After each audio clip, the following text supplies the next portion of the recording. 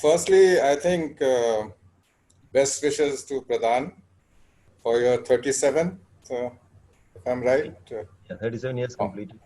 yeah, foundation. And really, I had never been in one of these Zoom conferences, but uh, first, it's really a good tech because substance is very much there. And Naren, I think uh, Naren and your team really organized it well. So it was very focused and very useful learning.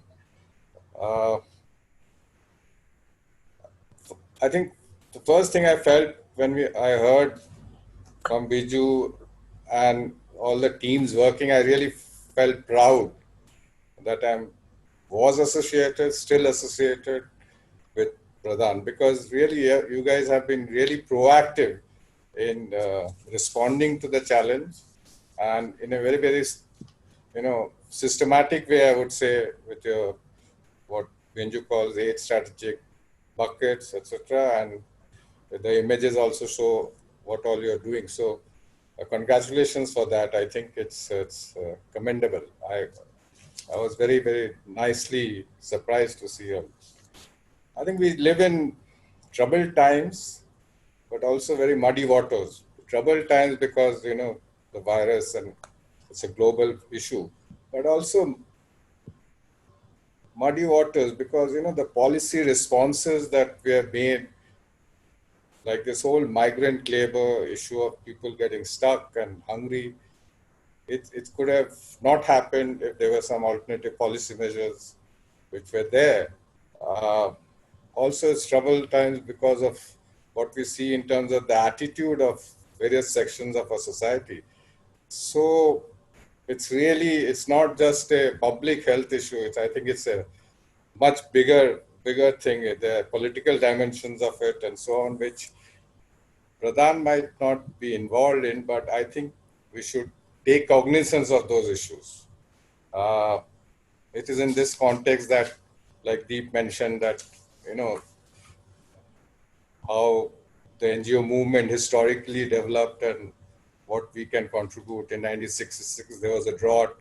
People came out, and a whole cohort of civil society organizations were formed, and so on. So there are much larger issues, I think, which we both positive and negative. It's not just a public health issue.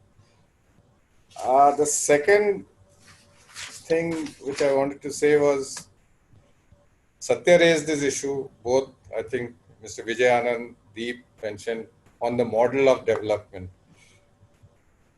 I think one of the things I realized was that what Pradhan has been doing for all these years has somehow become even more relevant in some ways. So, rebuilding the rural economy, rebuilding the rural livelihoods, and as Deep mentioned, that people don't have to go out of the villages, migrate just for 10, 15,000 rupees and live without dignity in inhuman condition. I think that whole kind of village reconstruction model, Pradhan has done some of it in terms of livelihoods, but probably what this crisis has taught us is that we can go much beyond that and take a much more holistic approach towards, as Mr. Vijay Anand said, a more holistic, decentralized development. And so that's the other thing I think that what Pradhan has been doing all these years seems even more relevant today with what is happening in the country. And I think even what we can do in this future is speculative because we don't even know, how the cure or the virus will span out, whether we have to live with it or whether it will die out. So there are lots of improbables. But some of the things that we are clear is that the rural economy, the rural society that Pradhan has been trying to build up on a community basis will universally remain relevant. And I think that is a very important lesson. So I think you guys should feel proud that you have not been on the wrong track at all just because the crisis have come. In fact, you have what the work you have been doing is still relevant. You're only adding on to it. And we really have to debate on what is the model of development that we are talking about. Is it just a centralized few industrial centers, or is it a much more decentralized model of development? And then within that, what are the economic dimensions, which is livelihoods, which Pradhan has been tackling, but what are the other social dimensions and health dimensions, etc. I think the third issue, which Rukmani mentioned, is that Pradhan's strength has always been the community. And today it's community, but community in 10,000 villages with a million households. So it's a large number also. And I think while we have been responding, we have to also look at what the community have mobilized, how they can then take on larger and larger roles for the decentralized development model that we talk about. And it is context, what is it that your federations, what is it that your people panchayat kind of formations that you have formed, what kind of roles they can play and take up. So I very much see Pradhan as a extension of the community as well as the change agent for the community. And I think we have to think together of how they can be full participants in this whole process and full planners in this whole process. The last point I want to make is that Pradhan can't work in isolation.